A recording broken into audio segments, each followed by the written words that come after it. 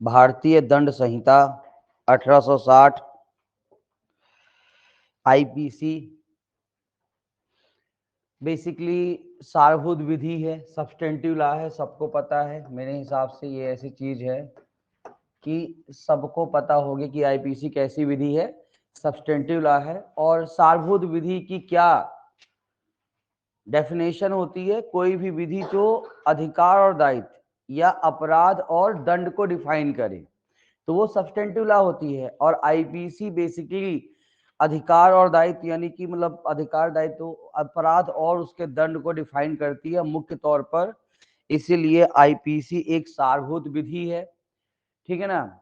इसको British government के द्वारा मतलब कि जो भारत में विधि बनाने के लिए फर्स्ट लॉ कमीशन बना था 1834 में, 1833 का जो चार्टर आया था उसके आधार पर प्रयास किया गया कि भारत में विधि बनाने की बातचीत की जाए। तो 1834 में फर्स्ट लॉ कमीशन बना था भारत में विधि बनाने के लिए, जिसकी अध्यक्षता लॉर्ड मैकाले, है ना। मैकाले शिक्षा पद्धति के काफी आलोचना भी की जाती है कि भैया इन्होंने ही जो है तो भारत की ऐसी शिक्षा पद्धति बनाया कि आप अपने जीवन के 15-20 साल ऐसे चीज पे बेकार कर दो जो जीवन में कभी काम आने ही नहीं।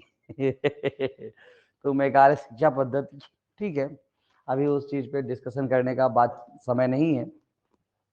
तो 1834 में बना। 1837 में आईपीसी का बेसिक ड्राफ्ट बन गया था, लेकिन उस समय की सरकमस्टांसेस ऐसी थी कि आईपीसी लागू नहीं हुआ। 1857 की इसी बीच क्रांति हुई, है ना। 1857 की क्रांति को अंग्रेज ने पूरी तरह से दबा दिया। और उसके बाद आपको पता होगा कि 1858 का जो एक्ट आया था, भारत शासन अधिनियम 1858, जिसके द्वारा ईस्ट इंडिया कंपनी से बागडोर जो है तो ब्रिटिश एम्परर ने अपने हाथ में ले लिया। तो इनको लगा कि अब हम इतने शक्तिशाली हो गए हैं कि आईपीसी को लागू कर सकते हैं।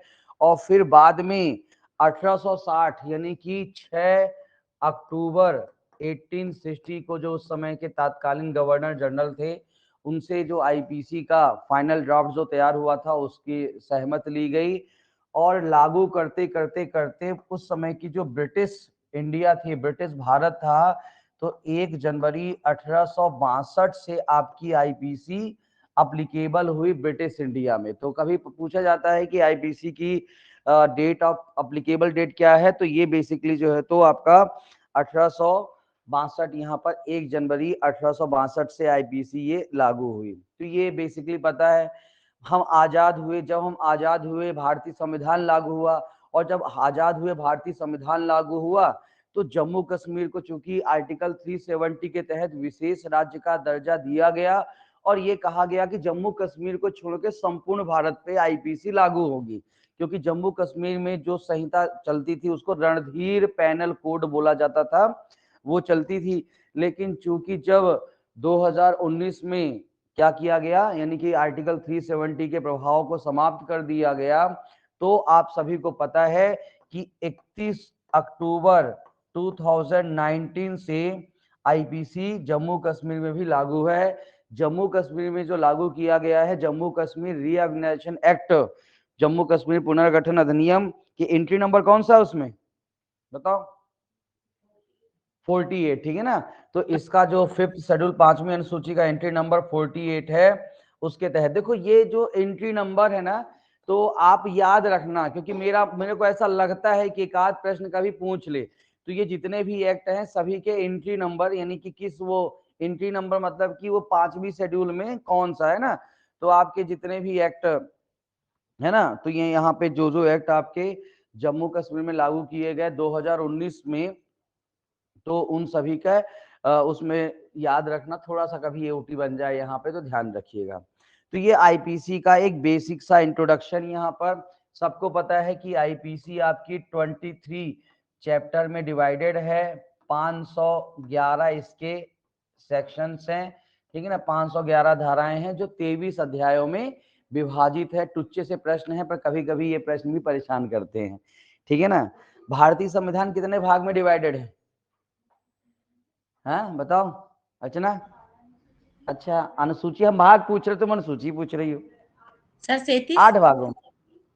अच्छा 8 33। 33, ओ माय गॉड। हाँ, 37 कितने भाग में अध्याय। डिवाइडेड है भाग? भाग पार्ट, भाग, क्योंकि हर भाग में अध्याय अलग अलग है, तो अध्याय आप ऐसा नहीं बोल सकते हो, है ना। तो भाग है 22, 22 भाग में डिवाइडेड है, ठीक है ना। याद है पर यही तो है, देखो यही है, याद है पर दिमाग में नहीं आ रहा है। तो 22 भाग में आर्टिकल कितने हैं? अंतिम आर्टिकल कौन सा है? 395, तो ठीक है ना। तो 395 आर्टिकल्स हैं और 22 भाग में डिवाइडेड हैं। शुरुआत में जब संविधान बना था तो 8 अनुसूची थी, बाद में 12 अनुसूचियां हो गई। तो ये चीजें भी यहाँ पे मतलब है ना, संविधान याद रखिएगा। तो ये बेसिक सा इंट्रोडक्शन यहाँ पर मैंने आपका दे दिया। आईपीसी कैसी विधि है?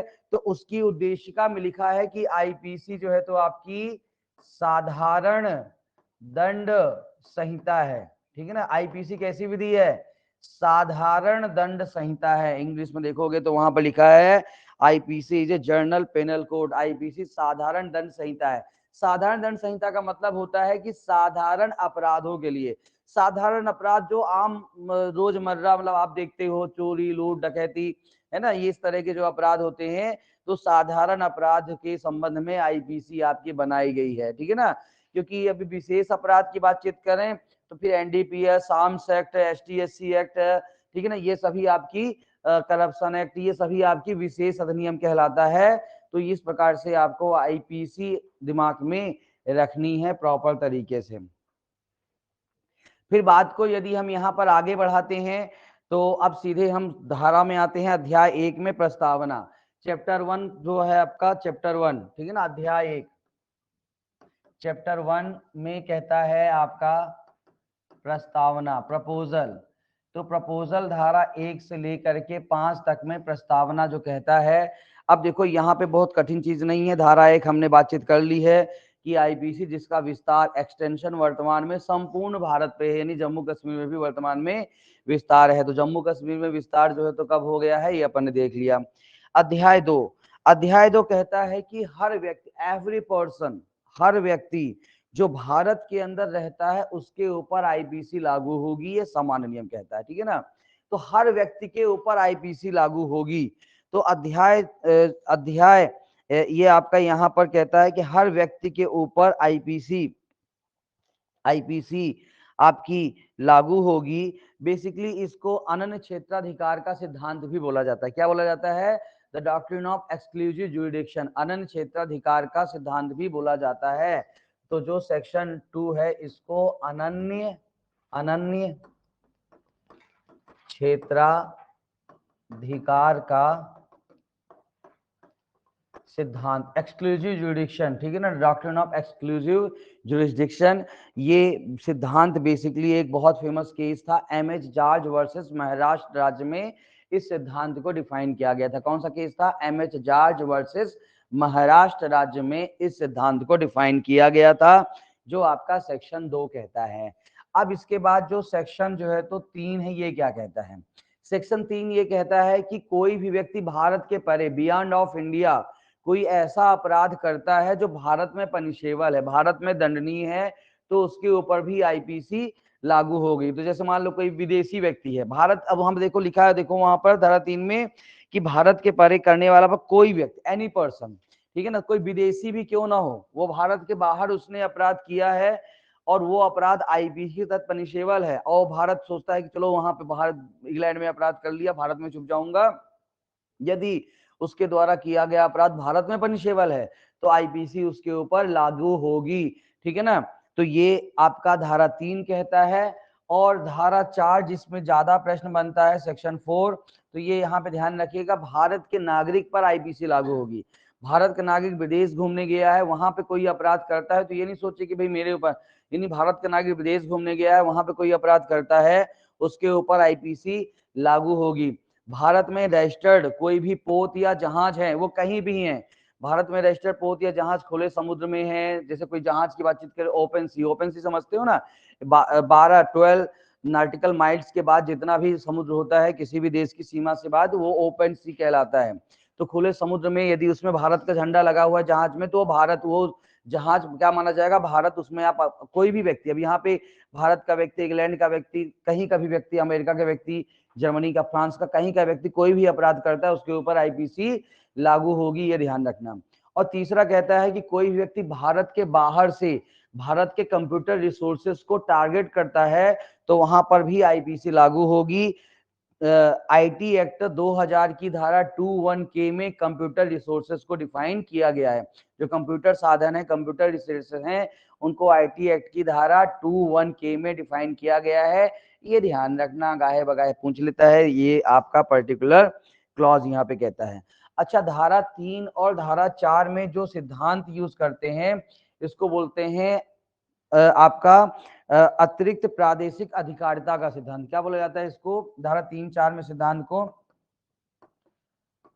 अतिरिक्त प्रादेशिक अधिकारिता का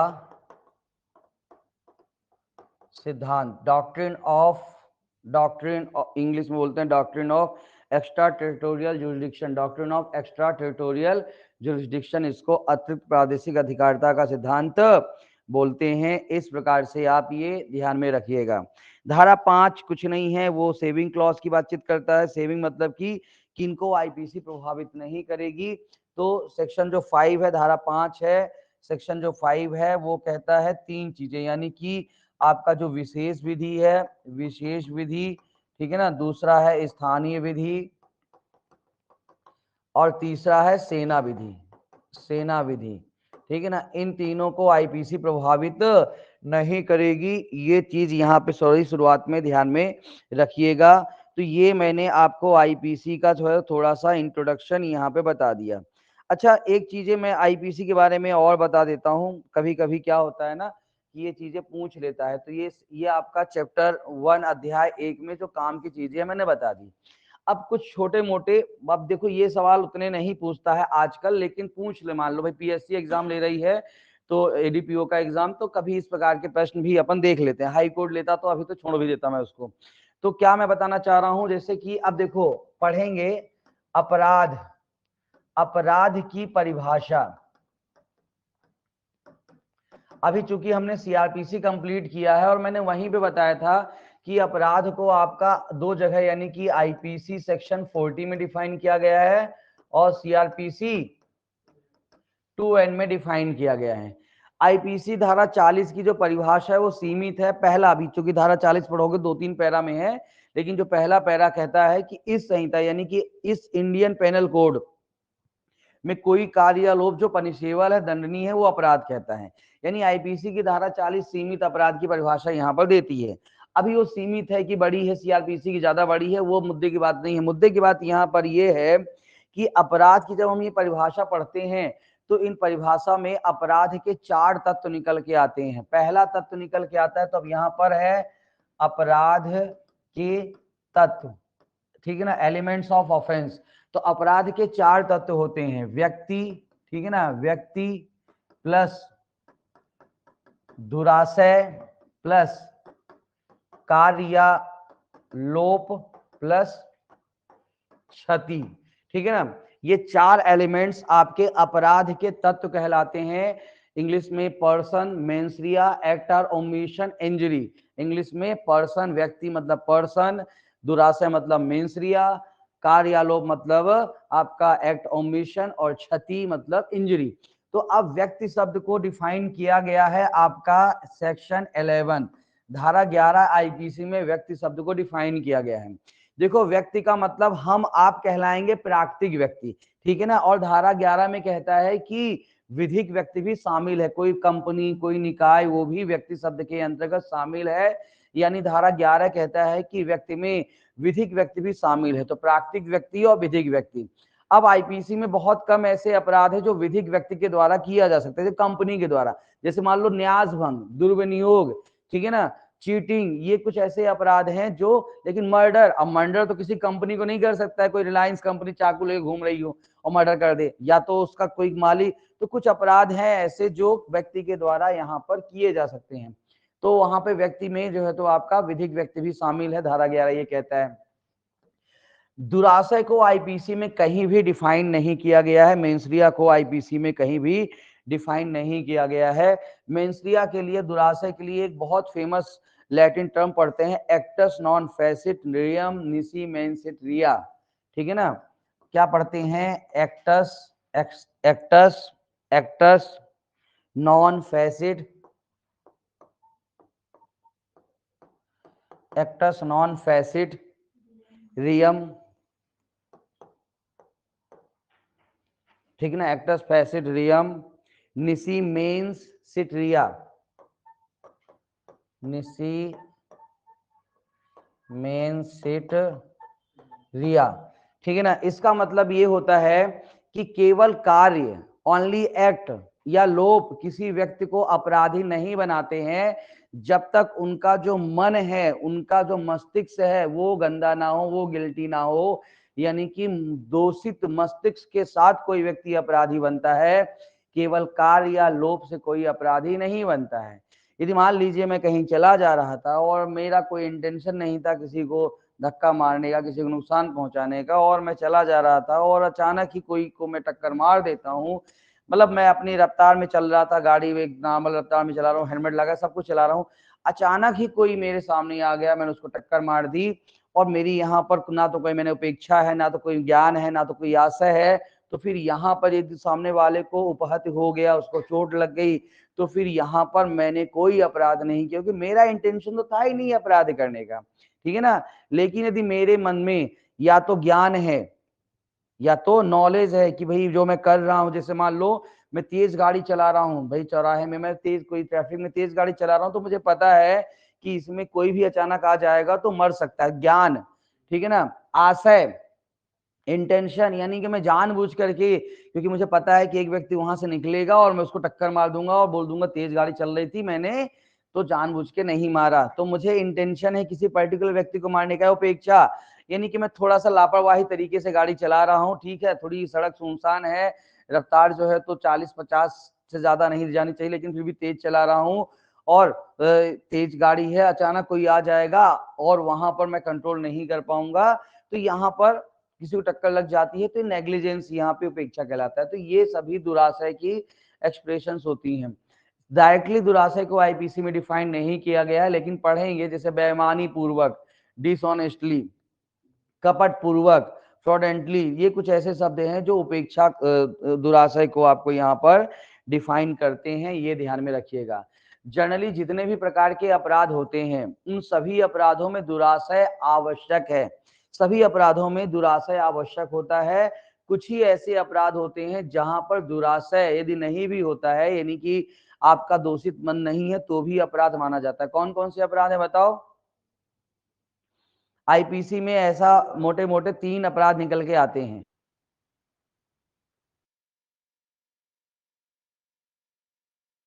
मतलब कहाँ पे लागू होती है? पब्लिक न्यूसेंस में, तो लोक न्यूसेंस, ठीक है ना। फिर दूसरा आपका किडनैपिंग, किडनैपिंग जिसको बोलते हैं व्यपहरण, ठीक है ना, जिसको बोलते हैं व्यपहरण, कहाँ डिफाइन किया गया व्यपहरण?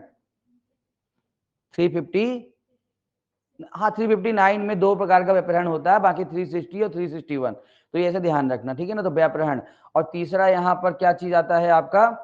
तीसरा यहाँ पर तीसरा द्विविवाह। तो ऐसे 3 अपराध यहाँ पर हैं जहां पर मेंसरिया की आवश्यकता नहीं होती है, दुराशय की आवश्यकता नहीं होती।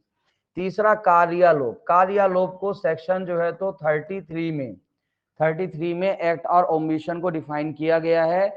अब देखो, कार्य मतलब किसी कार्य लोप की जो परिभाषा बताई गई है, तो मतलब वहां पे कहता है किसी कार्यावली का द्योतक है या लोपावली का द्योतक है, सीरीज ऑफ एक्ट है, सीरीज ऑफ ओमिशन, ठीक है ना। तो कार्य को मैं बहुत सिंपल से तरीके से बताऊंगा कि मानवीय आचरण का वास्तविक स्वरूप, ठीक है ना। इंग्लिश में देखो तो physical result of future conduct, कार्य क्या कहलाता है? मानवीय आचरण का वास्तविक स्वरूप। मानवीय आचरण, देखो मैं यहाँ पे बात कर रहा हूं, मैं क्लास में पढ़ा रहा हूं, मैं सिंपल सा एग्जांपल देता हूं, हर क्लास में मैं पढ़ा रहा हूं, अब ये मेरा आचरण है, ठीक है ना। अब मान लो मैं यहाँ पे माँ बहन की गाली बकने लगूं और ये सुन करके आपको थोड़ा सा अच्छा ना लगे, तो यही मैंने क्या किया? अपराध कर दिया, ठीक है ना, है, यही मैंने क्या कर दिया? अपराध कर दिया। मैं बाइक चला रहा हूं, नॉर्मली बाइक चला रहा हूं 40 किलोमीटर की प्रति घंटे की रफ्तार में, जो लिमिट कहता है, लेकिन अचानक मैं 60 70 80 भगाने लगूं और किसी को टक्कर मार दूं, तो अब देखो जो आचरण मेरा अकॉर्डिंग टू स्टैंडर्ड है वो आचरण मेरा सही है, लेकिन जो स्टैंडर्ड के बाहर चला गया वही अपराध। तो यहाँ पे कार्य लोभ मतलब मानवीय आचरण का भौतिक स्वरूप, और जब वो मानवीय आचरण का जो भौतिक स्वरूप होता है वो जो मानक के अनुरूप नहीं होता है, यानी कि अगेंस्ट द स्टैंडर्ड होता है, तो वही क्या हो जाता है, अपराध हो जाता है। ये चीज यहाँ पे ध्यान में रखिएगा। तो किसी विधि के तहत, है ना, किसी नीति के तहत, किसी नैतिकता के अगेंस्ट चला जाता है तो अपराध हो जाता है। तो ये ध्यान में रखिएगा। और लास्ट में है क्षति।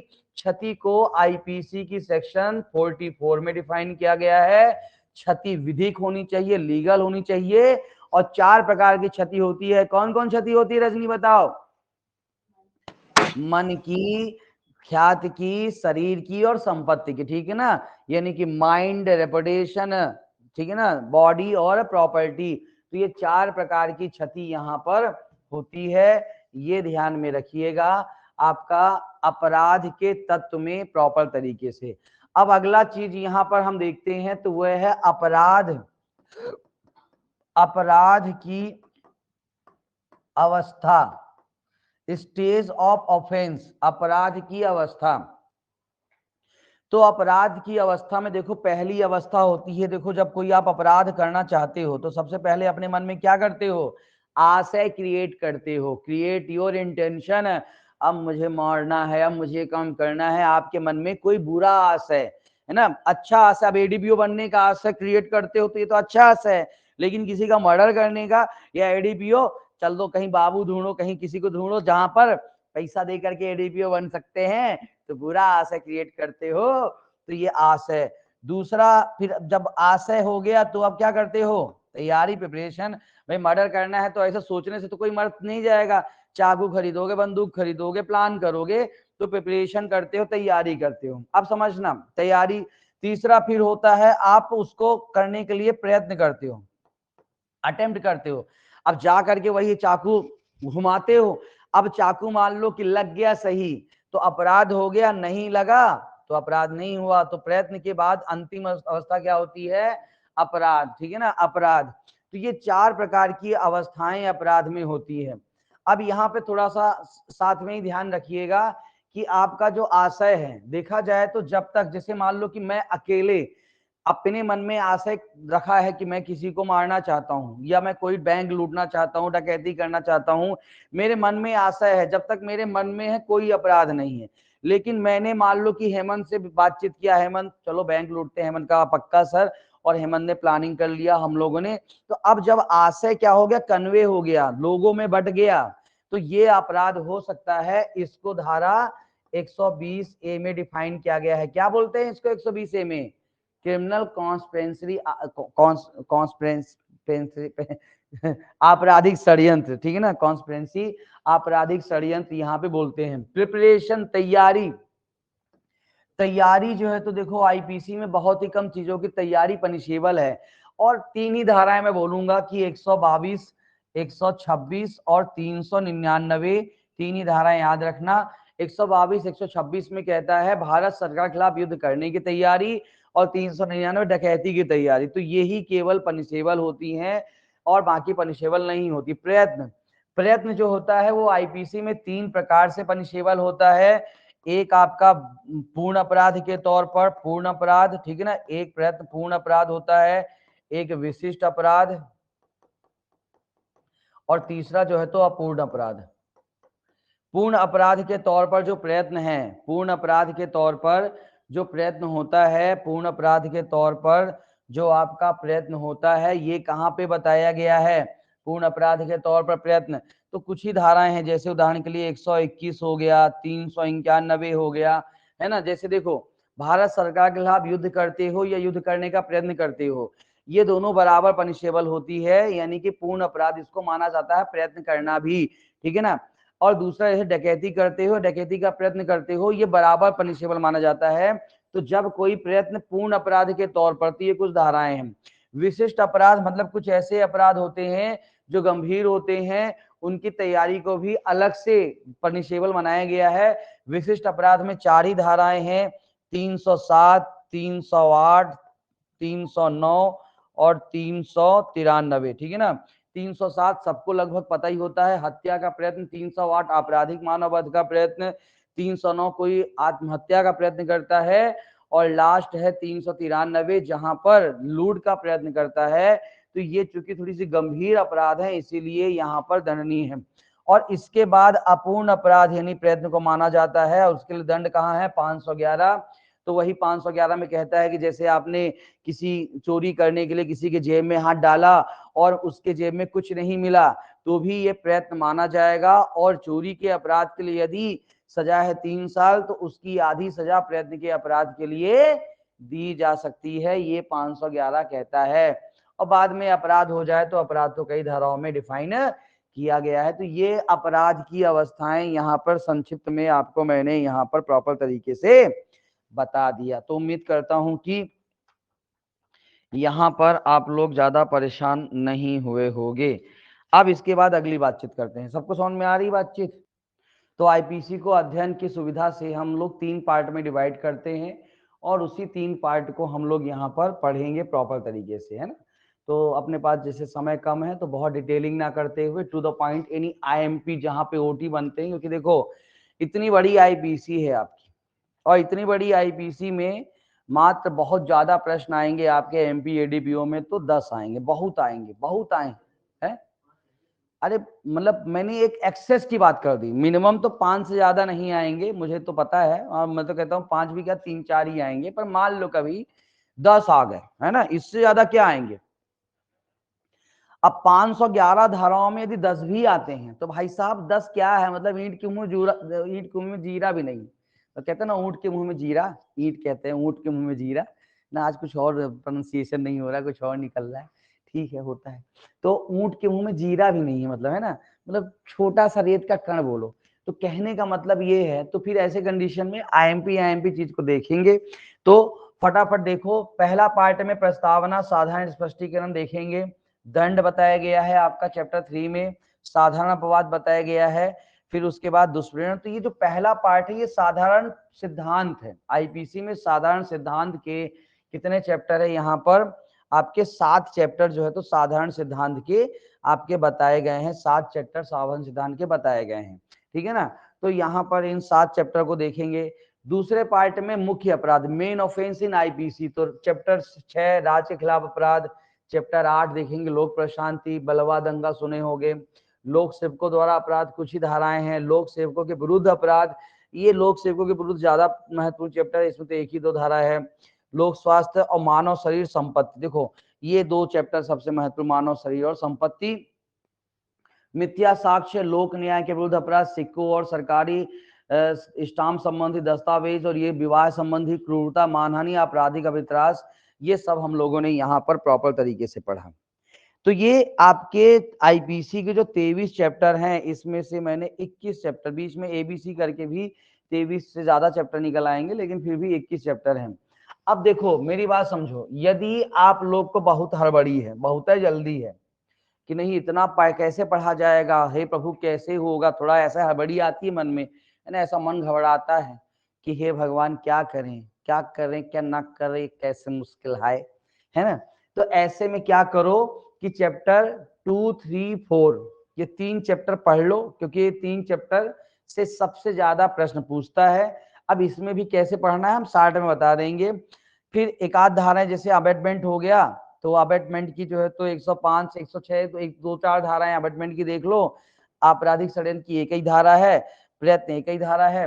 फिर उसके बाद राज्य के खिलाफ अपराध की 2 धाराएं, ठीक है ना, मतलब 2 धाराएं क्या 124 सेवर पढ़ लोगे तो ये चैप्टर खत्म हो गया। लोक प्रशांति ये थोड़ा थोड़ा पूछ लेता है, बलवा दंगा अनलॉफुल असेंबली 2-3 धाराएं हैं, इसकी देख लो।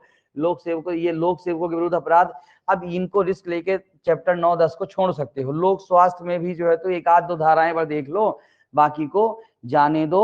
और दूसरा लेकिन चैप्टर लगभग पूरा देखना पड़ेगा, चैप्टर 6 और 7, ठीक है ना, ये 6 हो गया, 6 और 7 है। तो शरीर के विरुद्ध अपराध और संपत्ति के विरुद्ध अपराध, यहाँ से ओटी ज्यादा पूछता है।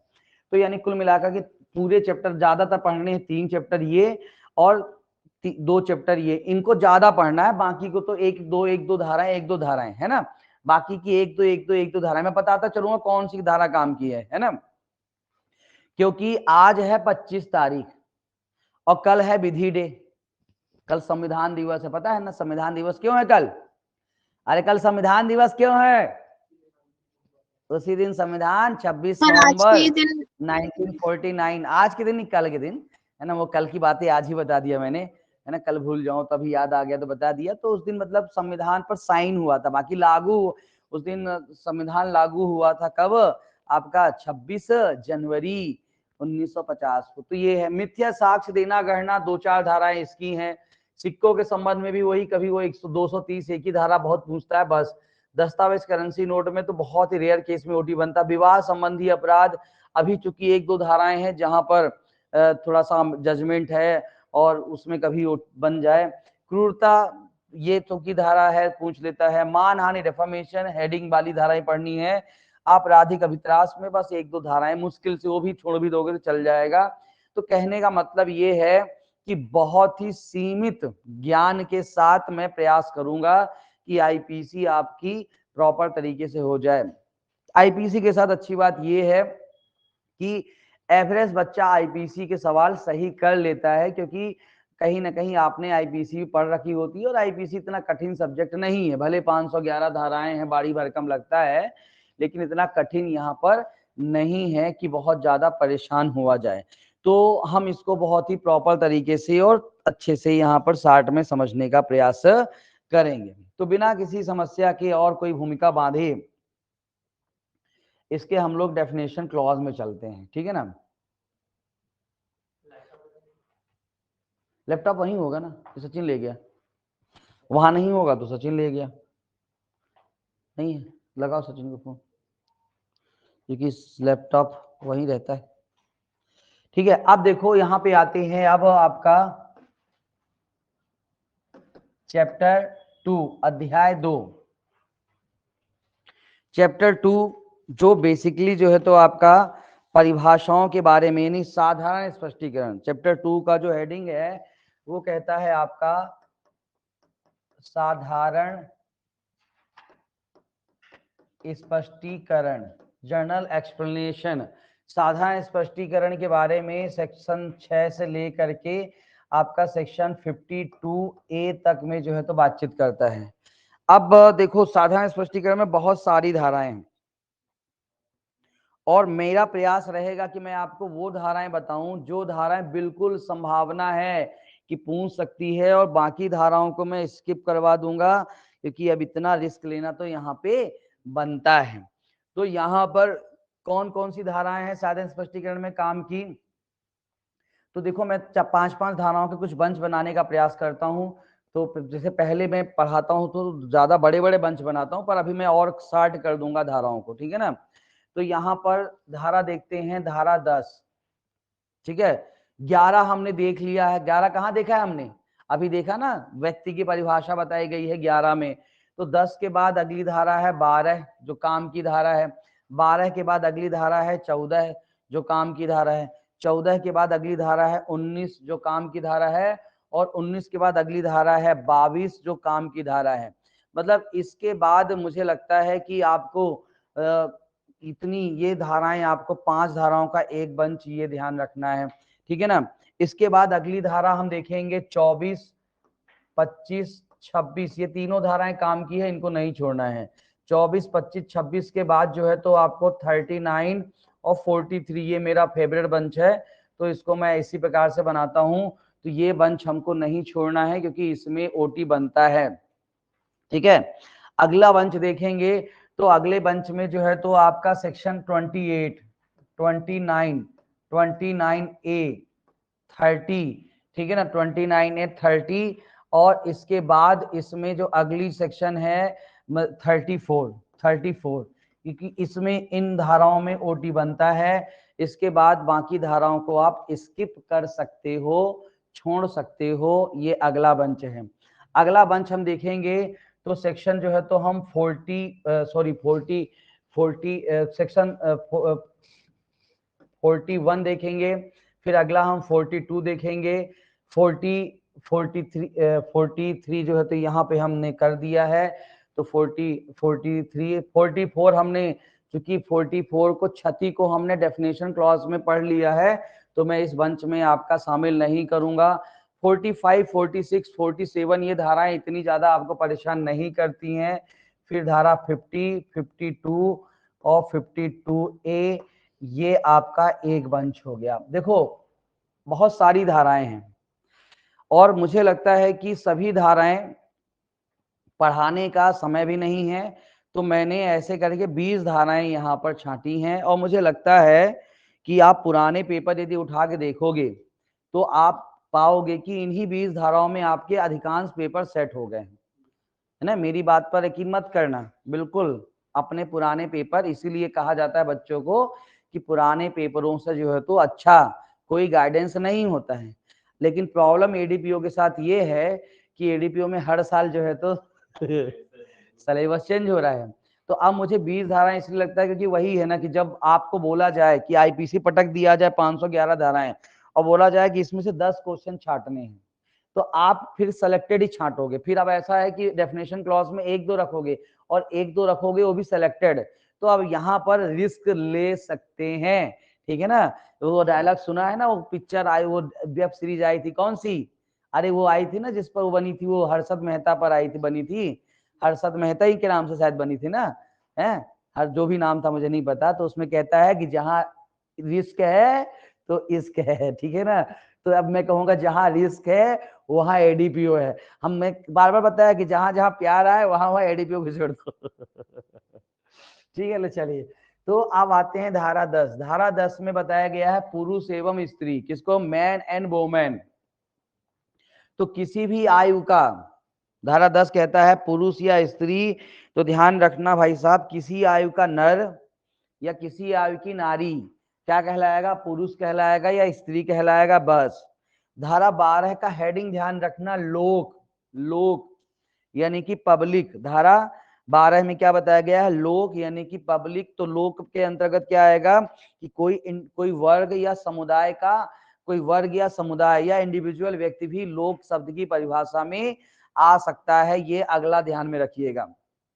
अगली है धारा 14। धारा 14 कहता है सरकार का सेवक। धारा 14 क्या कहता है, सरकार का सेवक, ठीक है ना। तो सरकार का जो सेवक है, तो सरकार का सेवक मतलब कि जो सरकार के प्राधिकार के अधीन नियुक्त किया गया है, नियोजित किया गया है या बने रहा है। सरकार का सेवक मतलब सरकार के द्वारा नियुक्ति या तो अपॉइंटमेंट, या जैसे जब अंग्रेज चले गए तो बहुत सारे सरकारी अफसर उसके बाद भी भारतीय जो थे, जो विदेशी थे वो चले गए, लेकिन जो भारतीय, उस समय अंग्रेजों ने भी भारत के बहुत सारे लोगों को नियुक्ति कर रखी थी, तो उनकी नियुक्ति बनी रही, वो काम कर अपना काम करते रहे थे। तो ये यहाँ पर सरकार का सेवक। धारा 19 में डिफाइन किया गया है किसको, आपका न्यायाधीश को। किसको डिफाइन किया गया है, जज को, ठीक है ना, जज। तो न्यायाधीश, न्यायाधीश का मतलब ये होता है कि कोई भी सरकार के द्वारा सशक्त व्यक्ति जो सिविल या आपराधिक मामलों में अंतिम निर्णय देने के लिए सशक्त हो, क्या कहलाता है, न्यायाधीश कहलाता है। तो अंतिम निर्णय देने के लिए सशक्त व्यक्ति जो सिविल या आपराधिक मामलों में विधिक कार्यवाहियों में अंतिम निर्णय देता है, वो आपका क्या कहलाता है, न्यायाधीश। और धारा 22 में बताया गया है आपका जंगम संपत्ति। धारा 22 में क्या बताया गया है, जंगम संपत्ति। जंगम संपत्ति यानी किसी प्रकार की अमूर्त संपत्ति, सॉरी मूर्त संपत्ति, अमूर्त बोल दिया मैंने, किसी प्रकार की मूर्त। अमूर्त का मतलब होता है इसको देख नहीं सकते, मूर्त का मतलब इसको देख सकते हो। तो किसी प्रकार की टेंजिबल कॉर्पोरल प्रॉपर्टी, ठीक है ना, जो फिक्स ना हो, जो किसी भी चीज से स्थायी रूप से जकड़ी ना हो, फिक्स ना हो, एफिक्स ना हो, दैट इज मूवेबल प्रॉपर्टी, ये जंगम संपत्ति है। तो जंगम संपत्ति को यहां पर डिफाइन किया गया धारा 22 में। रजनी मुझे बताइए कि किडनैपिंग एब्डक्शंस में कौन सी धारा है जिसमें कहा गया है कि जंगम संपत्ति चोरी करने के आशय से बच्चे को किडनैप किया जाता है, पता है, याद करो। कोई किसी को ऑनलाइन में किसी को पता है तो बताओ। 369 69 भर 369 369 है ना। 369 क्या है धारा उसमें, 10 साल के बच्चे को किडनैप किया जाता है ताकि उसके शरीर के जो जेवरात है, जंगम संपत्ति है, उसको चोरी करना मतलब कर सके, तो एक वो धारा है। और संपत्ति के तो शरीर के विरुद्ध अपराध में स्पेसिफिक जंगम संपत्ति इसी धारा में यूज करता है। और संपत्ति के विरुद्ध अपराध जो होते हैं उसमें आपके 3 नहीं 2 धाराएं हैं, जहां पे जंगम संपत्ति स्पेसिफिक तौर पर बोलता है, ठीक है ना। कौन कौन सी धाराएं हैं? एक तो चोरी की विषय वस्तु 378 संपत्ति होती है 378, है ना। और दूसरी जो है तो आपका क्रिमिनल मतलब वो डिसऑनेस्ट आपराधिक मिसएप्रोप्रिएशन, न्यास। अपराध न्यास भंग नहीं, दुर्विनियोग। जी जी। किस धारा बताई गई आपराधिक दुर्विनियोग? 400 3 403 403। 403, ठीक है ना। तो ये ऐसे ध्यान रखना। अब आते हैं 24 कहता है बेईमानी। अब देखो 23 में एक परिभाषा है सदोष लाभ सदोष हानि, बहुत रेयर केस में पूछता है विधि विरुद्ध साधनों से किसी को नुकसान पहुंचाते हो, अनलॉफुल। वही जैसे मान लो कि मैं जैसे मान लो किसी के कनपटी में बंदूक रख दूं, बता अपना पैसा दे दे, तो मैंने बंदूक नहीं, अनलॉफुल साधनों के द्वारा मैंने कोई चीज प्राप्त की, तो मैंने सदोष लाभ रॉन्गफुल गेन किया और सामने वाले को रॉन्गफुल लॉस हुआ, ठीक है ना। यही कहता है 23 में। तो जब आपका सदोष लाभ सदोष हानि पहुंचाने का आशय से आप कार्य करते हो, ऐसे कार्य को क्या बोलते हैं? बेईमानी पूर्वक। ऐसे कार्य को क्या बोलते हैं? कि आपका कार्य डिसऑनेस्टली है, यानी कि बेईमानी पूर्वक है, ये कहता है धारा 24।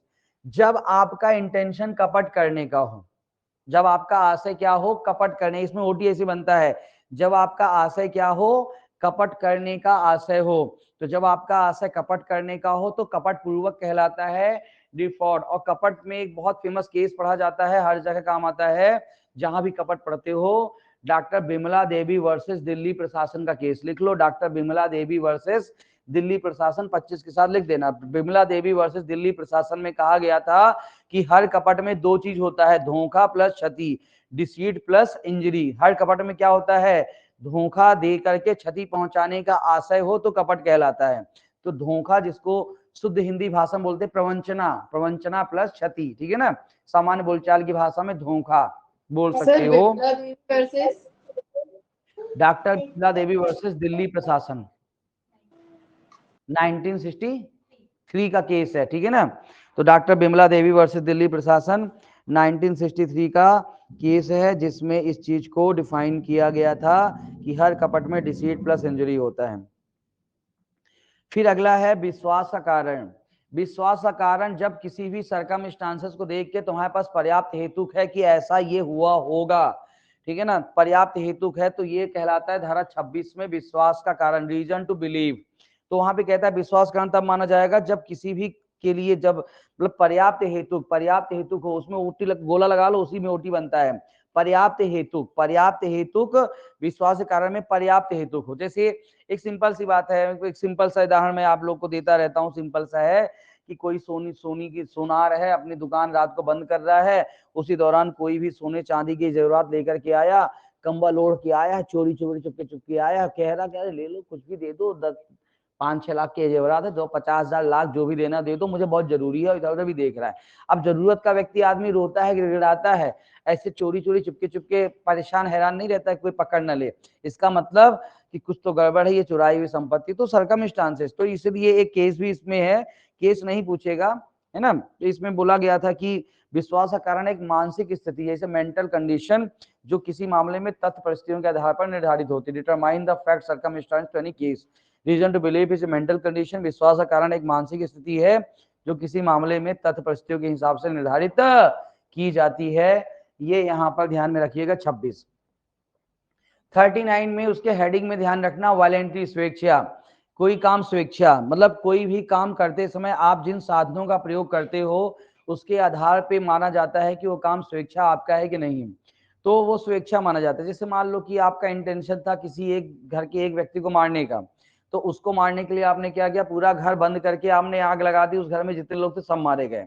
आपका इंटेंशन भले एक को मारने का था, लेकिन आपको पता था कि ऐसा करने से घर के दूसरे व्यक्ति भी मारे जा सकते थे, तो ये काम आपके द्वारा स्वैच्छिक किया गया काम माना जाएगा, ये 39 यहाँ पे कहता है। बस लंबी चौड़ी धारा है, उतना डिटेलिंग से नहीं पूछता है, उसके हेडिंग में ओटी बनने की संभावना रहती है कि स्वेच्छा को कहाँ डिफाइन किया गया है, तो ये स्वेच्छा कहलाता है। यानी कि आपने कोई भी काम किया है, ठीक है ना, कोई भी काम किया है, जिस काम को करने के दौरान आपको लगता था कि इसका जो रिजल्ट है वो हो सकता है कि आपको मतलब कि किसी और आप मतलब आपको पता था कि आप जिस प्रकार से काम कर रहे हो, जिन साधनों का प्रयोग कर रहे हो, आप ज्यादा लोग को नुकसान पहुंचाओगे, तो ये स्वैच्छिक कार्य यहाँ पे माना जाएगा। आपके द्वारा किया गया स्वैच्छिक कार्य यहाँ पे माना जाएगा, जो भी आपने ज्यादा नुकसान यहाँ पे पहुंचाया है, ये आपका 39 कहता है। 43 कहता है अवैध, इनलीगल। बहुत ही विस्तृत परिभाषा अवैध की है। कोई भी अपराध अवैध होता है, मतलब कोई भी अपराध, कहीं पर भी कोई अपराध डिफाइन किया गया है, वो क्या होता है, अवैध होता है। कोई ऐसा मतलब कह सकते हो कि कोई भी विधि द्वारा प्रसिद्ध कार्य, कोई भी कार्य है जो प्रोहिबिटेड बाय लॉ है, वो क्या होगा, अवैध होगा।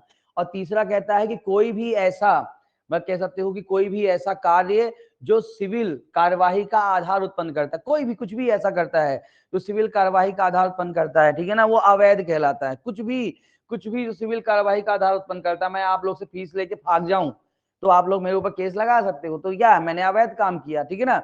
कोई भी काम जो सिविल सूट लगा सकते हो, आप किसी दुकान में गए, दुकान में सामान खरीदा, उसने खराब सामान दे दिया, वो क्या है, अवैध है। तो कुछ भी जो सिविल कार्रवाई का अवैध है, तो ये कार्य कब अवैध होता है, पहला पार्ट कहता है बैरट में।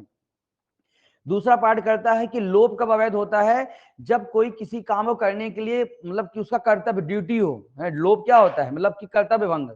लोभ क्या होता है, ओमिशन, कर्तव्य भंग। किसी कार्य को करने की आपकी ड्यूटी है और आप उसको नहीं करते हो, तो क्या कहलाता है, लोभ कहलाता है।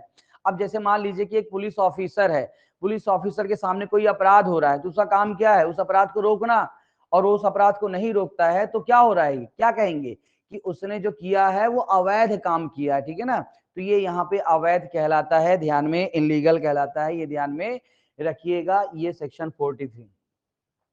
फिर यहाँ पर अगला पार्ट में आते हैं, अगला पार्ट तो यहाँ पे 28 में किसको डिफाइन किया गया है, 28 में काउंटरफीट, जिसको बोलते हैं कूटकरण। तो कूटकरण, अब देखो कूटकरण मतलब कि आप किसी चीज की नकल तैयार कर, resemble to any things for purpose of deception, आप किसी चीज की नकल तैयार करते हो प्रवंचना करने के आशय से, तो ये क्या कहलाता है, कूटकरण कहलाता है। बाद में दो स्पष्टीकरण कहता है, पहला कहता है कि नकल एज इट इज हो जरूरी नहीं है, और दूसरा कहता है कि यदि किसी के पास कोई भी ऐसी कूटकृत वस्तु है तो ये माना जाएगा कि उसने इसीलिए इसको अपने पास रखा है ताकि दूसरे को प्रवंचना, उपधारणा।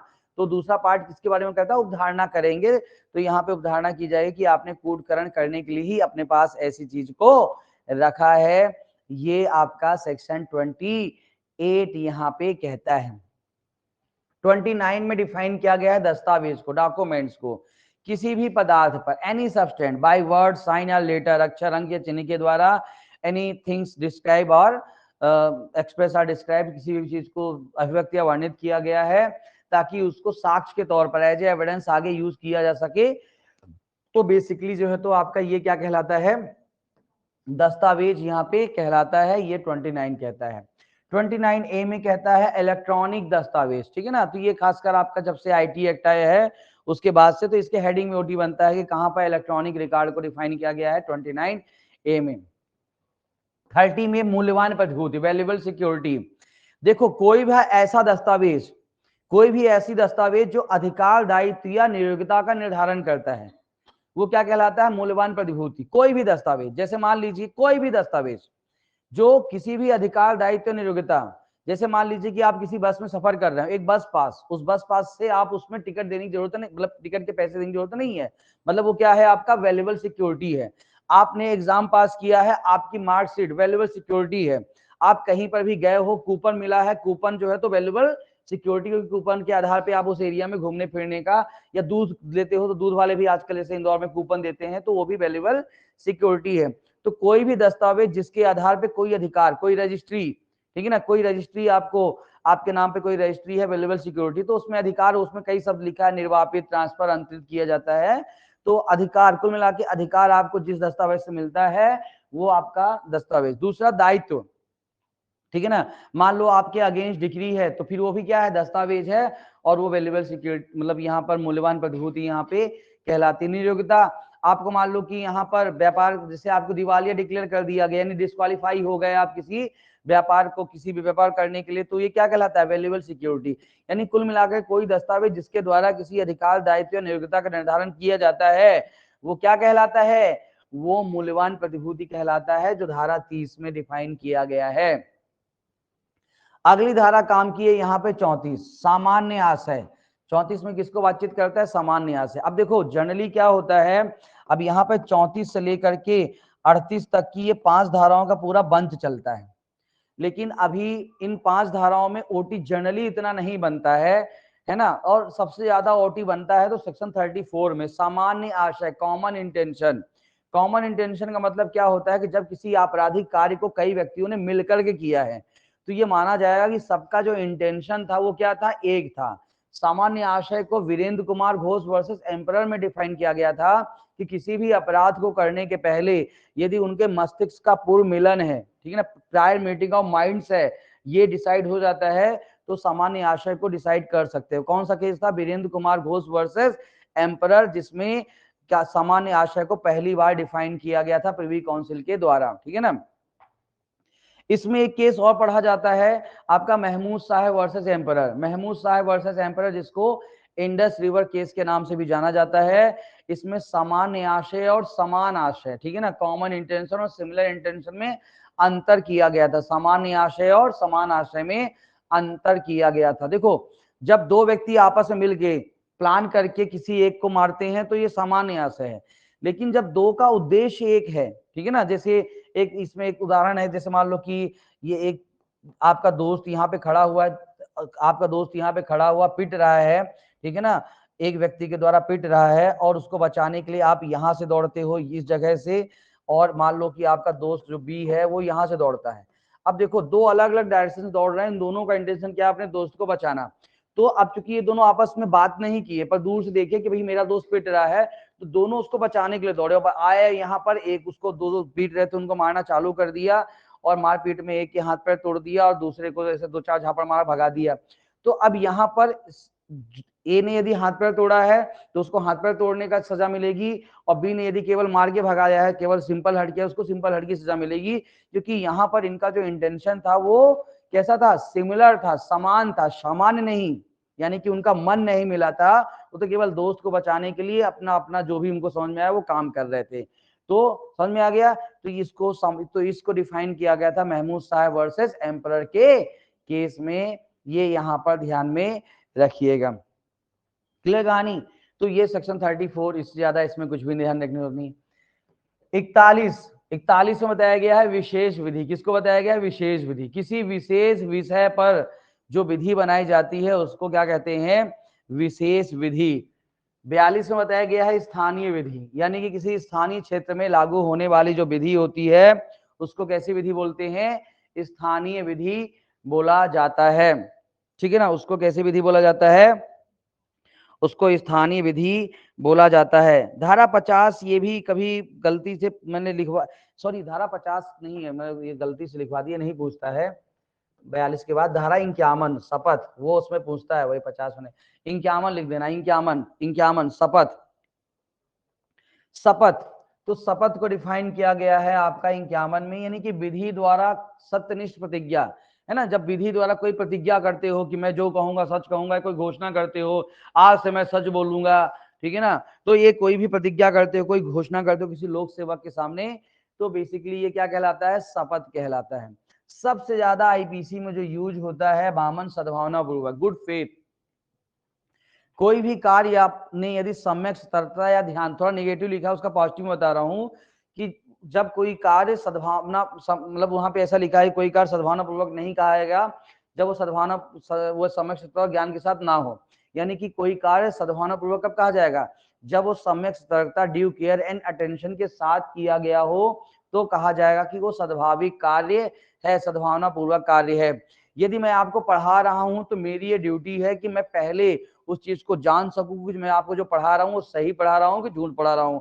यदि मैं बिना तैयारी किए पढ़ाता हूँ यानी कि मैं सद्भावना पूर्वक काम नहीं करता हूँ, है ना। जैसे मान लो कि मैं डॉक्टर हूँ और मैं किसी का ऑपरेशन कर रहा हूँ, तो मेरे पास अनुभव होने चाहिए ऑपरेशन का, और कैसे ऑपरेशन करते पता होना चाहिए।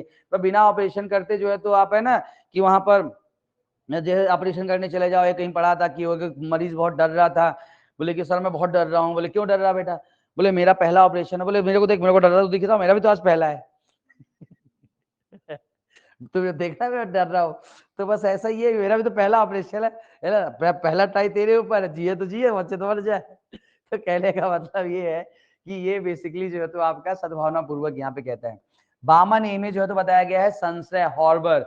हॉर्बर मतलब कि किसी भी अपराधी को, यानी किसी भी व्यक्ति को अपराध से बचाने के लिए आप उसको कोई भी सहायता देते हो, रोटी, कपड़ा, मकान, वाहन, कुछ भी आप देते हो ताकि वो अपराध से भाग जाए, अपराध से बचाया जा सके। तो बेसिकली जो है तो ये क्या कहलाता है आपका 52A में संश्रय कहलाता है, हॉर्बरिंग कहलाता है। ये ध्यान में रखिएगा। बस उसमें केवल ये ध्यान रखिएगा कि दो धाराएं, यानी कि धारा 157 और 130 में लिखा है, तो इन दो धाराओं में पति पत्नी एक दूसरे को संश्रय दे सकते हैं, अपराध नहीं माना जाएगा। बाकी फिर किसी भी धारा के तहत कोई पति पत्नी भी संश्रय देती है तो अपराध माना जाएगा। और इन धाराओं मतलब वही है कि इन धाराओं में यदि कोई दोस्त यार भी संश्रय देता है तो अपराध माना जाएगा।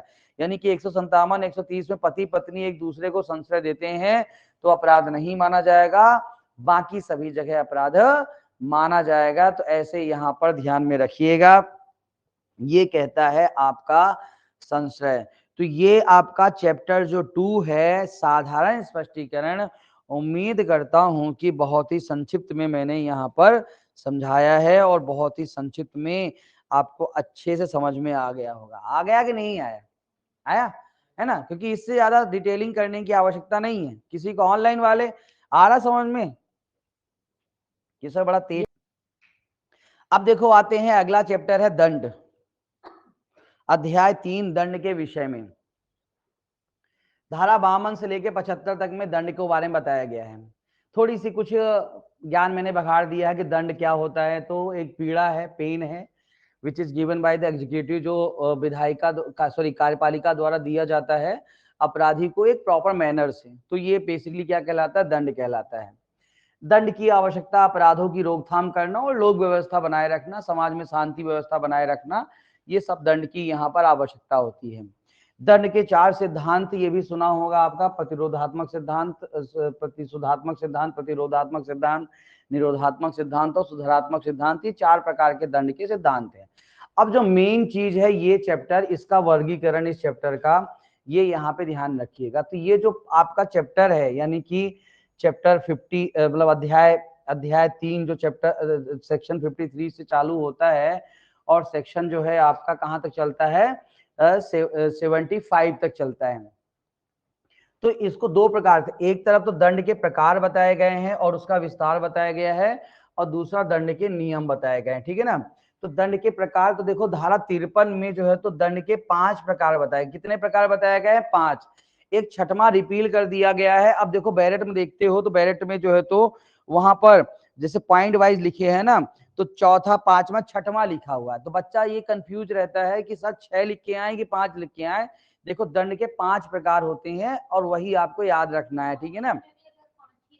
हाँ 5 ही आएगा, 5 ही लगाना है ना, 5 ही लगाना है, तो ये ध्यान में रखिएगा। अब यहाँ पे पहला प्रकार है मृत्यु दंड। मृत्यु दंड के बारे में बातचीत जो है तो धारा 54 और 55A में कहता है। दूसरा है आजीवन कारावास। आजीवन कारावास में 3 धाराओं में बातचीत करता है। तीसरा है कारावास, 2 धाराओं में कारावास के संबंध में बातचीत करता है। पांचवा है संपत्ति का समर्पण। संपत्ति के समर्पण के बारे में कोई धारा बातचीत नहीं करनी है। और छठवां है जुर्माना। सबसे ज्यादा जुर्माना 63 से 70 तक में जुर्माने के बारे में यहाँ पे बातचीत करता है। तो ये 5 प्रकार के दंड का यहाँ पर सिंपल सा बातचीत है। इसके बाद दंड के नियम, द रूल ऑफ सेंटेंस। दंड के 4 नियम बताए गए हैं। दोहरे दंड से संरक्षण का नियम पहला नियम है। संदेह का लाभ अभियुक्त को देने का नियम दूसरा नियम है। प्रायश्चित का नियम, प्रायश्चित का या एकांत कारावास का नियम, ठीक है ना। एकांत कारावास का नियम 73-74 में बताया गया है, ठीक है ना, जहां पे रूल ऑफ अटॉर्नमेंट या सॉलिटरी कन्फाइनमेंट का नियम, तो ये यहाँ पे, और लास्ट में वर्धित दंड यानी कि इनहेंस पनिशमेंट का नियम 75। तो ये 5 प्रकार के दंड के नियम यहाँ पर आपको बताए गए हैं। इस प्रकार से ये पर्टिकुलर सेक्शन आपको यहाँ पे देखना है।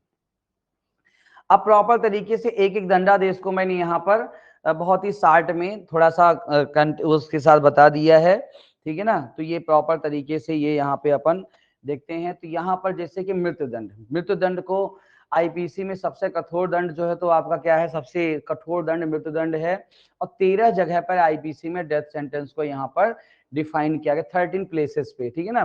तो 121, 132, 194, 302, 303, 305, 307, 364 A, 376 A, 376 A B D, 376 D B, 376 396, इतनी धाराएं हैं जहां पर मृत्युदंड को डिफाइन किया गया है। सबसे ज्यादा जो मृत्युदंड है, ये ध्यान रखना कि जैसे आपका जो अपराधों का वर्गीकरण था, तो वहां पर सबसे ज्यादा जो मृत्युदंड है वो शरीर के विरुद्ध अपराध के संबंध में है। यानी आप देखो तो 302 से लेकर के 303, 305, ये जितनी भी धाराएं हैं ये आपका 376 तक, ठीक है ना। ये सभी जो है, जितना मैंने गोला लगा दिया है, ये सभी अपराध कौन से हैं, शरीर के विरुद्ध अपराध हैं।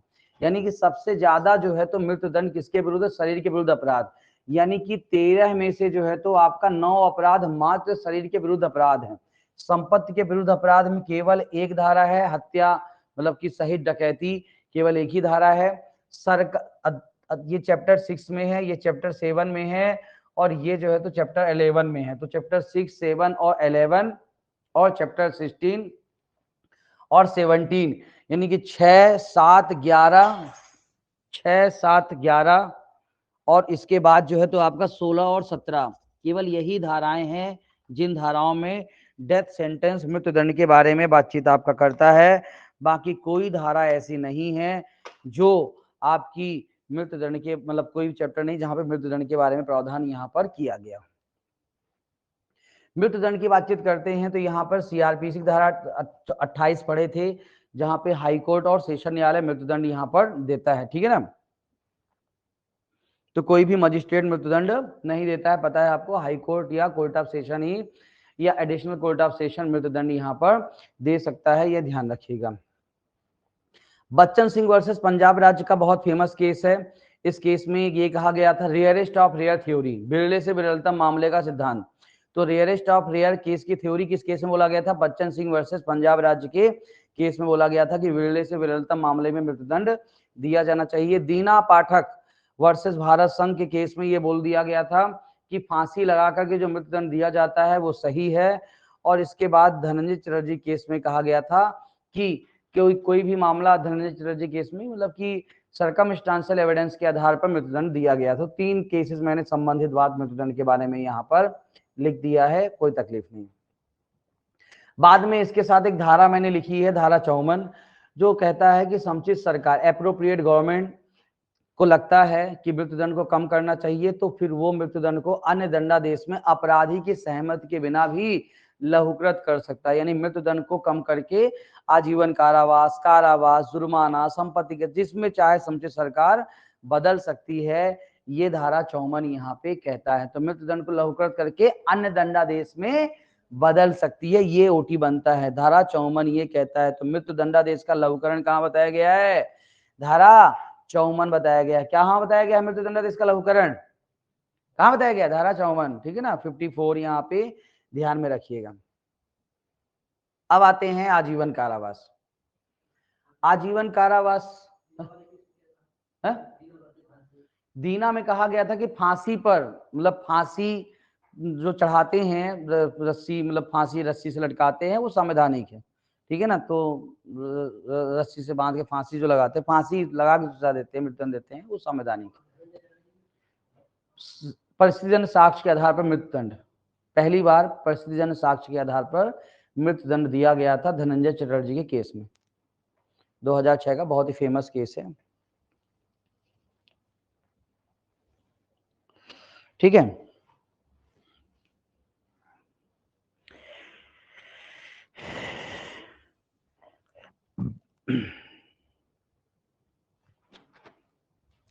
ठीक है, अब देखो इसमें एक एक चीज को पढ़ेंगे ना, क्योंकि ये नोट्स थोड़ा सा डिटेल है, क्योंकि अब ये नोट डिटेल बने हैं, तो ऐसे एक एक चीज को पढ़ेंगे ना तो अपने को समय भी लगेगा और इतनी चीजें पूछेंगे भी नहीं।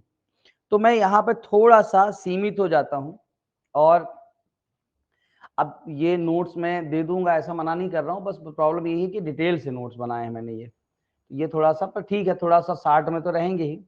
चलो फिर मैं बोर्ड में बता देता हूँ। तो यहाँ पर दंडादेश की बातचीत करते हैं।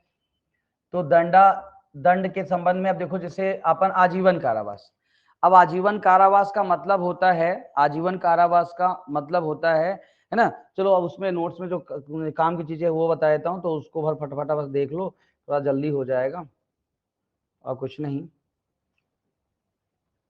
तो आजीवन कारावास के संबंध में यहाँ पर ध्यान रखिएगा कि आजीवन कारावास के संबंध में आपका गोपाल विनायक गोडसे का एक केस है, गोपाल विनायक गोडसे, जिसमें कहा गया था कि आजीवन कारावास का मतलब होता है जीवन भर जेल में सड़ना। आजीवन कारावास का मतलब होता है कि प्राकृतिक जीवन आपका जेल में रहोगे, है ना। तो ये आजीवन कारावास का मतलब होता है।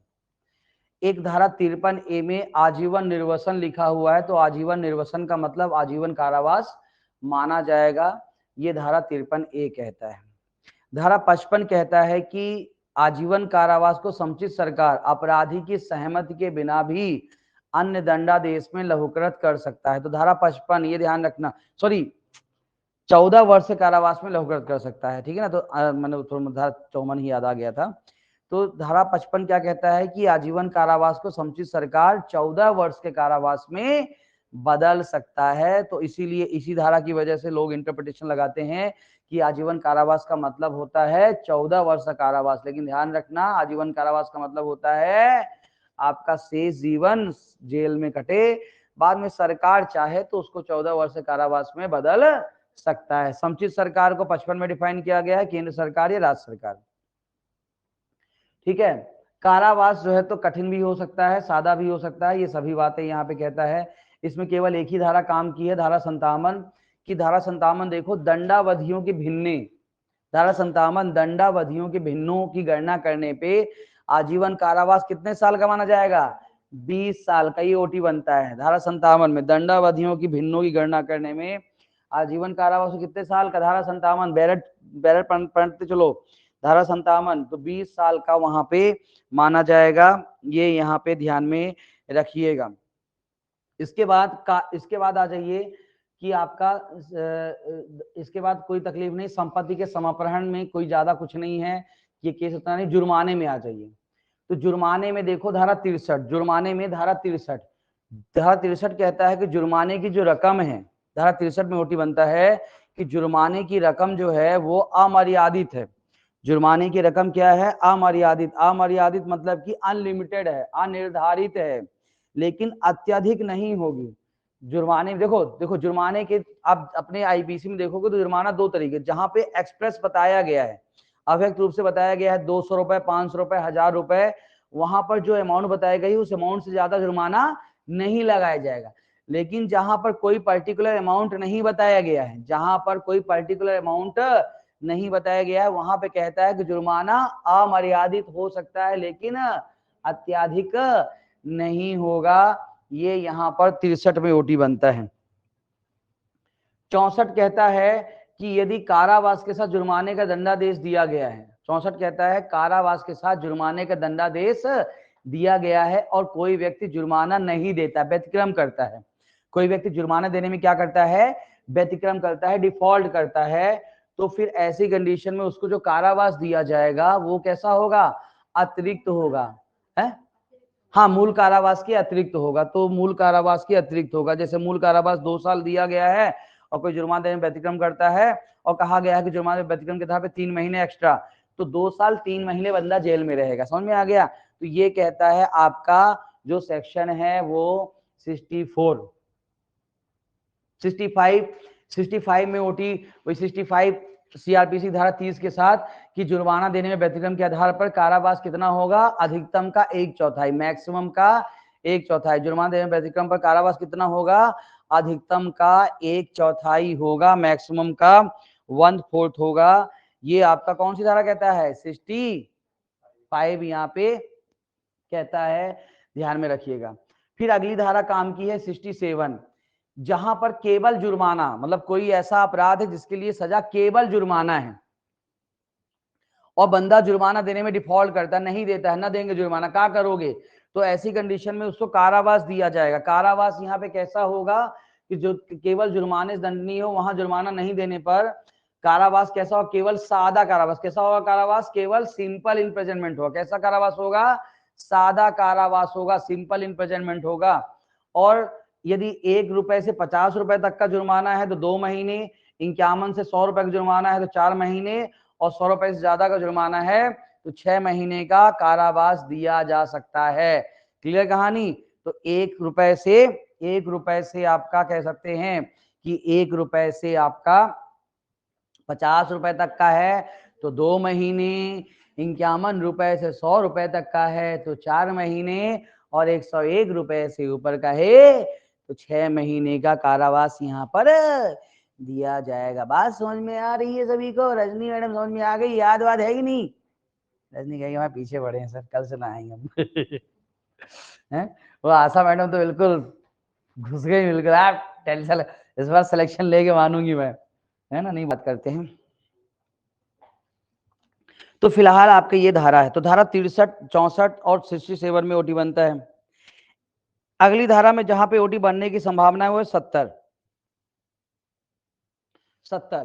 70 में मतलब जुर्माने की वसूली कितने समय के अंदर की जाएगी, तो 6 वर्ष के भीतर जुर्माने की वसूली की जाएगी, ठीक है ना। और मतलब जहां पर कह सकते हो 6 वर्ष के भीतर या कारावास के दौरान। अब देखो, यदि जुर्माना मतलब कारावास 6 साल से कम का है तो जुर्माने की वसूली 6 वर्ष के भीतर की जाएगी। जैसे मान लो कारावास है 1 साल का और जुर्माना है 10,000 रुपए, मतलब 5,000, जो भी 5,000 10,000, तो फिर उसकी वसूली 6 साल के अंदर की जाएगी। भले कारावास 1 साल का, 2 साल है तो 6 साल, 4 साल है तो 6 साल, 5 साल है तो 6 साल, 6 साल है तो 6 साल। लेकिन कारावास है 7 साल तो जुर्माना वसूल किया जाएगा 7 साल में। कारावास है 10 साल तो जुर्माना वसूल किया जाएगा 10 साल में। कारावास है 14 साल तो जुर्माना वसूल किया जाएगा 14 साल के अंदर। समझ में आ गया? क्लियर कहानी। तो ये चीज यहाँ पे ध्यान में रखिएगा, ये कहता है धारा 70 सेक्शन 70। बात समझ में आ रही है अर्चना? ओके, हो यही रहना क्लास में। नहीं हमें लगा अर्चना कहीं चली गई। नहीं कुछ बच्चे हैं सिविल जज में, एक बच्चा तो है बिल्कुल, अब तो यहाँ पे खिड़कियां भी नहीं है, पहले वो हमारे प्रभु भैया बैठते थे क्लास में, हैं वो खिड़की ताकते रहते थे, सामने वो गर्ल्स हॉस्टल था, वो साधु। चलिए फिलहाल आते हैं मुद्दे की बात करें। अब देखो दंड के नियम, तो दंड के नियम 71 से लेकर के बताया गया है। धारा 71 बहुत ही रेयर केस में ओटी वाला मैटर है। दोहरे दंड से संरक्षण का नियम धारा 71 में बताया गया है कि यदि कई अपराध मिल करके अपराध के लिए दंड की अवधि, तो यहाँ पे कई कार्य एक अपराध को बताएं तो 1 दंड होगा, कई कार्य कई विधियों के तहत बताएं तो गुरुतर दंड। गुरुतर दंड का मतलब ये कहता है कि जिस विधि में सबसे ज्यादा दंड बताया गया है वो दंड उसको दिया जाएगा, तो गुरुतर दंड सेवियर पनिशमेंट दिया जाएगा। कई कार्य स्वयं अपराध हो मिलकर भिन्न अपराध बनते हैं तो फिर उसमें जो भिन्न अपराध की जो नई धारा बनती है उसमें जो गुरुतर दंड सबसे ज्यादा दंड बताया गया है उसका दंड दिया जाएगा। ये कहता है आपका 3 नियम यहाँ पे कहता है। बाकी इसको धारा 71 को सीआरपीसी के 220 के साथ पढ़ा जाता है, इसमें कुछ भी नहीं है, बहुत इसके हेडिंग पढ़ लो, कभी ओटी बनता है इसके हेडिंग में। 72 संदेह का लाभ अभियुक्त देने का नियम, ये बहुत ही रेयर केस में पूछता है, छोड़ सकते हो। इसमें सबसे ज्यादा प्रश्न किसी में बना है वो है प्रायश्चित के, एकांत कारावास। एकांत कारावास इसमें सबसे ज्यादा प्रश्न बना है, एकांत कारावास में सबसे ज्यादा प्रश्न बना है एकांत कारावास में। एकांत कारावास ध्यान रखना कि कठिन का, पहली बात तो ध्यान रखना कि जहां पे कठिन कारावास रिगर्स इम्प्रिजनमेंट दिया गया है वहीं पे एकांत कारावास दिया जा सकता है, तो कठिन कारावास के साथ ही एकांत कारावास दिया जा सकता है। पहली बात ध्यान रखना, एकांत कारावास की अधिकतम अवधि कितनी होगी, 3 महीने। एकांत कारावास की अधिकतम अवधि कितनी होगी, 3 महीने होगी, ये ध्यान में रखना। अब इसके बाद अगला वही कहता है कि यदि कठिन कारावास 6 महीने तक का दिया गया है तो 1 महीने का एकांत कारावास, कठिन कारावास 6 महीने ज्यादा है किंतु 1 साल तक का है तो 2 महीने का एकांत कारावास, और कठिन कारावास यदि 1 साल के ऊपर का है तो 3 महीने का एकांत कारावास यहाँ पर दिया जाएगा। यानी कि किसी भी कंडीशन में एकांत कारावास जो है तो 3 महीने से ज्यादा का नहीं होगा, क्योंकि एकांत कारावास में क्या किया जाता है कि किसी को एकांत में रख दिया जाता है, एकांत में रहे वहां प्रायश्चित कर, इसलिए इसको प्रायश्चित का नियम भी बोला जाता है, रूल ऑफ एटोनमेंट, ठीक है ना, तो ध्यान रखना। अब ध्यान रखना कि एकांत कारावास में जब ये तो निष्पादन है, मतलब कि एक बार में एकांत, जैसे देखो 3 महीने का एकांत कारावास दिया गया तो 3 महीने किसी को अकेले नहीं भर देंगे, 3 महीने बाद उसको निकाल कर पागल हो जाएगा। किसी महीने को एकांत कारावास की अवधि कितनी होगी, तो धारा 74 में देखोगे तो अवधि बोलती है 14 डेज, ये पूछा है, बाकी उसमें और कुछ मत पढ़ना। एकांत कारावास की यानी किसी व्यक्ति को, और साथ में कहता है कि अन्यून अंतराल होना चाहिए। अन्यून अंतराल का मतलब क्या कहता है कि 14 दिन किसी को एकांत कारावास में रखा है तो 14 दिन सामान्य जेल में रखना पड़ेगा, फिर 14 दिन एकांत कारावास, फिर 14 दिन सामान्य जेल, यानी कि मैक्सिमम किसी को कितने दिन तक एकांत कारावास में रख सकते हो, 14 दिनों तक। ये थोड़ा सा अवधि यहाँ पे ध्यान में रखिएगा और कुछ भी नहीं। बाद में सुनील बत्रा वर्सेस दिल्ली प्रशासन का एक केस है जिसमें कहा गया था कि एकांत कारावास का प्रयोग विरलतम मामले में किया जाना चाहिए, यानी कि हर मामले में एकांत कारावास का प्रयोग नहीं करना चाहिए, ये चीज यहाँ पे कहता है।